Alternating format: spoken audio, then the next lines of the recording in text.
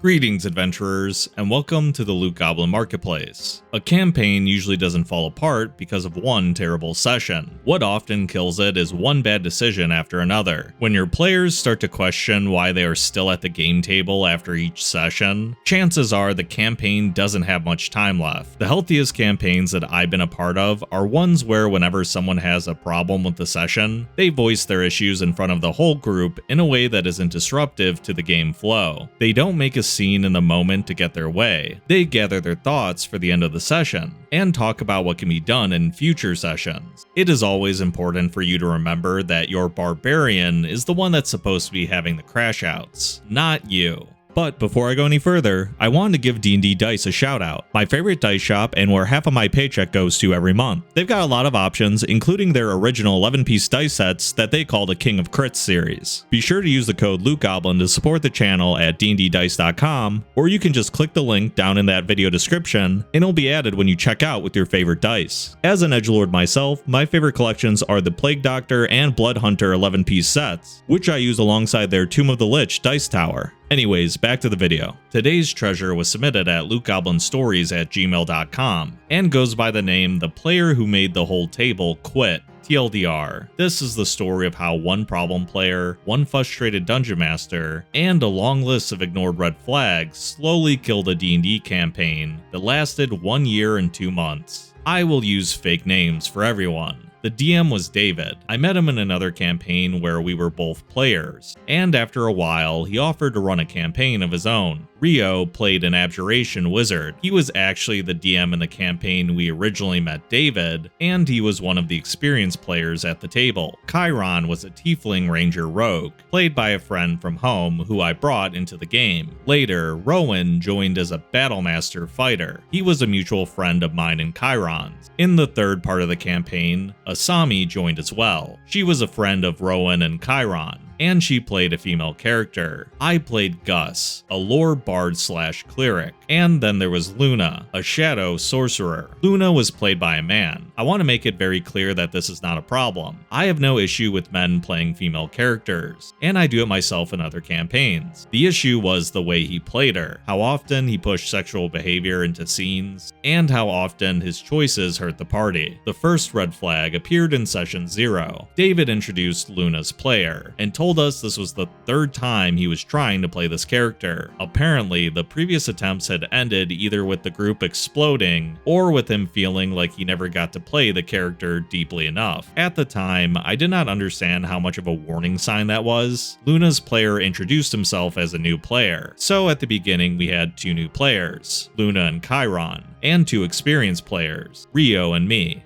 I am always a little hesitant when I hear about someone that wants to play the same character in every campaign. There is the possibility that they just really like playing that type of character. Maybe it's a little bit of a self-insert. Nothing really wrong with that. I feel like the issue only really happens when you start arguing with the DM that your character would never do that because in another campaign and another scenario, they were allowed to do something else. As long as you adapt your character to the current campaign or party, I think ultimately it's not that big of a red flag. Part 1. She chose blood over my life. The campaign started at level 3, in a pretty standard way. David introduced us to his world and explained that his first major arc would be a 3-month race around the world's central mountain. At first, it sounded like a fun fantasy adventure. There was travel, survival, strange encounters, rival groups, and all the classic ingredients. But very quickly, we learned that sleeping was basically a trap. In the first sessions, almost every time the party took a long rest, we were attacked. Sometimes creatures sneaked up on us, sometimes enemies came out of the campfire itself, sometimes monsters could not be seen until they burst out of the ground. After a while, every time we went to sleep, we knew we were probably going to be attacked. The enemy would probably get a surprise round, and nothing we did to prepare would matter. No campfire did not help, alarm spells did not help, night watches did not help. Trying to set up a safer camp did not help. That meant that almost every night, the rogue started combat already in the middle of the action, with no real chance to get distance from the monsters, so he kept falling unconscious. My character was a human, so without dark vision, I was not very effective in those fights either. Luna often did not listen to the party, and used AoE spells that damaged us as well, while Rio was basically our only reliable source of defense in those encounters. The days were not much better. The campaign started to feel like a loop of walking, and more walking, until suddenly, something way above our level tried to kill us. At level 4, a full coven of hags attacked us, and hit us with hypnotic pattern before we even saw them. I think even David realized that was too much, because the hags suddenly ran away for almost no reason. During all of this, Luna was searching for her sister Aurora. That sounds normal enough, even like a nice character quest that could help move the plot forward, but it quickly became her entire personality. Every NPC we met during the race was immediately interrogated about her sister, and the way that Luna described her was always uncomfortable. Her usual question was something like, "Have you seen someone who looks like me but hotter and with bigger boobs?" I wish I were joking. That is an actual quote. I wonder if Luna in real life is a single child. I can't imagine describing a sibling like that. At one point, we found a man who had been torn apart, and we cast Speak with Dead. Before anyone could ask anything useful, Luna interrupted and used the first question to ask if the corpse had seen her sister. Another important detail about Luna is that for some reason she collected blood. We never really understood why. After almost every fight, once the enemy was dead, Luna performed a ritual where she harvested blood from the corpse. The player treated it as very important, but it was never explained to the rest of us in any meaningful way. After one fight, Luna found a single healing potion. This was the only healing potion the party had found since the start of the campaign. Since I was the only healer, the group decided we would save it for a serious emergency, especially if my character went down. Over time, my character Gus naturally became the dad of the party. He cooked for everyone, checked on people mentally and physically, and generally tried to keep the group together. Luna started getting very attached to him. That could have been fine. I usually have no problem with romance or sexuality in D&D, as long as everyone at the table is comfortable and it's done tastefully. But it was not done tastefully. Luna's player openly described how sexually attracted Luna was to Gus. He described her getting close to him in a very sexual way, and talked about how horny she was while looking at him. I was uncomfortable, but I tried to manage it in character. Chiron and Rio, however, really did not like it. They felt it was uncomfortable, out of place, and that David should have stepped in much earlier. Then came the rock. About 1/3 of the way into the race, we saw something flying towards us in the sky. To our surprise, it was a rock. We were 4 level 5 characters, and our wizard was basically the tank of the party. We tried to run, but it did not work, so we were forced to fight. During the fight, Gus went down. To be honest, that part was my fault. It was a dire situation and I tried something stupid, but from the moment I dropped to 0 HP until the moment I died, for the first 2 rounds, the party was trying to fight the rock. But in the last 2 rounds, Chiron and Rio rushed to my character and tried to stabilize me. They failed, so they called for Luna to come with the healing potion. David made it clear that I already had 2 failed death saves. One more failure and Gus would be dead permanently. Luna heard this. The table heard this. Everyone knew exactly what was happening. Luna chose to walk over to the dead bird and harvest its blood. The rest of the table begged her to bring the healing potion. David explained again that I was about to die. Luna kept harvesting blood, I failed my save and Gus died. The only reason that Gus came back was that Rio came up with a creative solution and made a deal with the Raven Queen. Thanks to that, Gus returned to life, now lawful evil, and wanting to become a god himself. But from that moment on, the whole table understood something very clearly. When the party needed Luna, there was a real chance Luna would choose blood instead.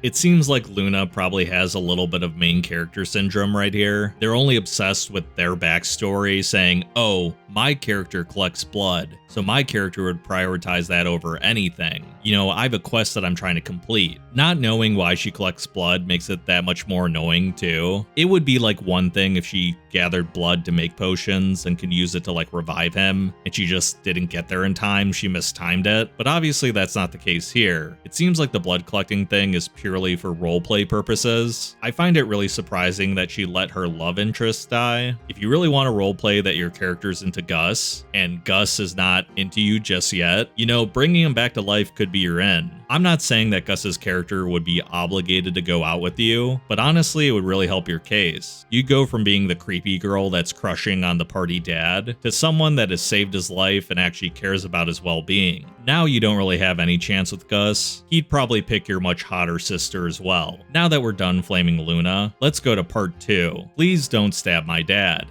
After Gus came back to life, we had 2 or 3 relatively quiet sessions. Then, David dropped a bomb on us. He told us he wanted to start charging money for the campaign. I guess the free trial's over here then. To be clear, I have no problem with paid DMs. If someone puts in the work, prepares maps, manages the game, and runs a good table, I think it's completely fair to ask for payment. The problem was the context. David had recently quit his job and wanted to start DMing professionally, but Rio was already providing him access to all the books. Rio was also bringing maps, miniatures, and a lot of the physical equipment we use for the game. Because of that, Rio was not comfortable with suddenly paying, on top of everything he was already contributing. From that point on, there was a noticeable tension between Rio and David. It felt like David started picking on Rio's character more often, and Rio was clearly getting frustrated. Eventually, during one session, David snapped and yelled at Rio. During that argument, David basically said that because Luna's player was a paying player, his side of the argument carried more weight at the table. That was the final straw, and Rio left the campaign. Looking back, that should have been a much bigger warning sign for the rest of us. Luna was the problem player, but David was the one allowing the problems to continue. And at that point, he was becoming part of the problem himself. To be honest, the 2 reasons that I stayed were that I still wanted the opportunity to play with Chiron, and because David and I were still playing together in Rio's campaign. So I did not want to hurt him personally. Around this time, we brought in Rowan, a friend of mine and Chiron's. He was also a relatively new player, but he learned quickly and got into character pretty fast. In the campaign, the party eventually arrived at Gus's home village. Gus came from a village built around an oasis, somewhere along a route that felt like an ancient Silk Road. 2 brothers who managed different parts of the village, and his father, who was the village leader. The moment Luna saw Gus's father, she turned to me and asked, "What race is your father most attracted to?" Then she asked, "How can I seduce him?" I immediately pushed back against the idea. Gus told her that he did not think his father would be interested, and that he had more important things to deal with. Later, we discovered that a demon had taken control of Gus's father, so Gus cast a spell that froze him in place. The plan was very simple. Nobody touches him until the spell ends, and during that time, we isolate him safely, so we can figure out what to do. Gus specifically asked everyone not to touch him,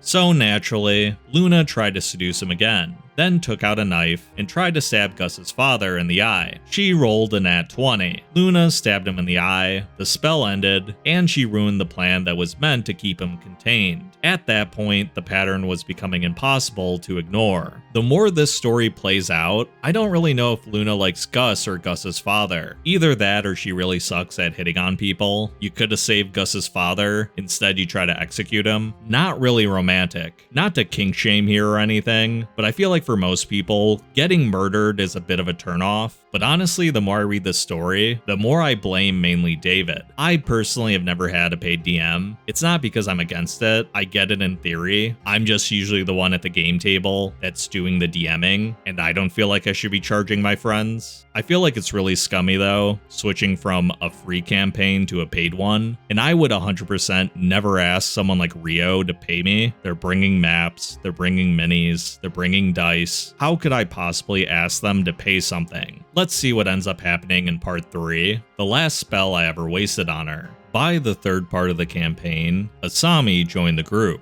One quick note about Asami's player, she is one of the sweetest people I know, and even she could not stand Luna's behavior, or the way that the character was being played. The campaign continued, and Luna kept making choices that directly damaged the party. At one point, Chiron was sneaking behind a guard while Luna was talking to that same guard. For some reason, Luna suddenly called out to Chiron and exposed his location to the entire camp he had just infiltrated. Another time, Asami saved a group of slaves. She cast Create Food and Water for them, but David decided that because they had been starving, they could not safely eat immediately. We asked Luna to watch over them. At the same time, Chiron's pet had died and needed my Revivify, and we also need to interrogate one of the big bad evil guy's henchmen. So there was a lot happening. We gave Luna one simple job: watch the rescued slaves and do not let them eat themselves to death. And what did Luna do? She left them alone and came to us instead, because she did not want to do that job. The slaves ate too much, and they all died from overeating. Asami was so furious that the player broke character and lashed out at Luna's player. Then came the final boss. This was the boss we had been chasing for almost a full year of real time. During the fight, both Luna and I went down, and the party managed to bring me back up. I had one big choice. I could use my last spell on the boss, or I could use it to bring Luna back. Even after everything that had happened, I chose to revive Luna. I used my last spell slot in the final boss fight to bring her back into the fight. On her turn, Luna used that second chance to walk directly into a trap. It was not a hidden trap. It was a trap that everyone knew about because it was a trap that Asami had stepped into one turn earlier. So the final spell I could have used against the boss was wasted bringing Luna back, only for her to immediately walk into a trap we had just seen and fall again to 0 HP. On the boss's next turn, he teleported out of the fight, and after all that mess, we had nothing to show for it. After the session, Asami, Chiron, Rowan, and I talked as a group,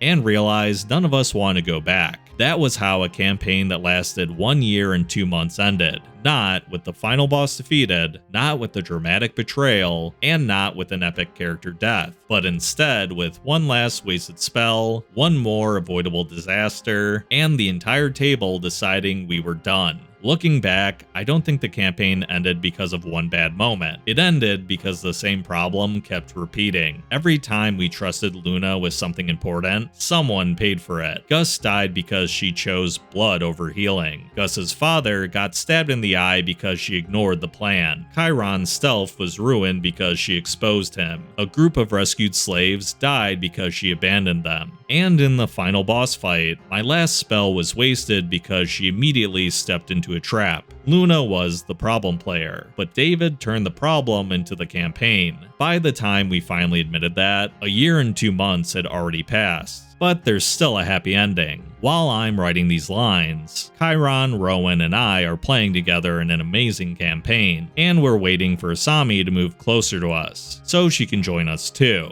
It always feels so bad when the ending is so close, like that boss fight could have been it in a better circumstance, but instead you end on a what if. Glad to hear though that you're already enjoying another campaign. It seems like everyone universally identified the problem here. Luna is definitely a self-centered player, they seem to be kind of pervy, and they're definitely not a team player. All of this can be remedied pretty quickly if the DM's willing to crack down on it, but this is a case where David is just as bad. At a certain point, you have to assume that David enjoys the antics, so good on you guys for actually pulling the trigger and doing it. Whenever there's like a long-running story, a campaign that goes on for over a year, one thing you have to remember is a lot of the time, Luna isn't going to be annoying every session, or at least I hope that's not the case. If that was the case, you guys should have quit a long time ago. I really hope you guys enjoyed this story. I thought it was a fun read. It was submitted at lootgoblinstories@gmail.com. I really enjoy that most of my stories as of late have been coming from email, and make sure to like and hype the video if you enjoyed it, and subscribe to become a member if you haven't already. And as always,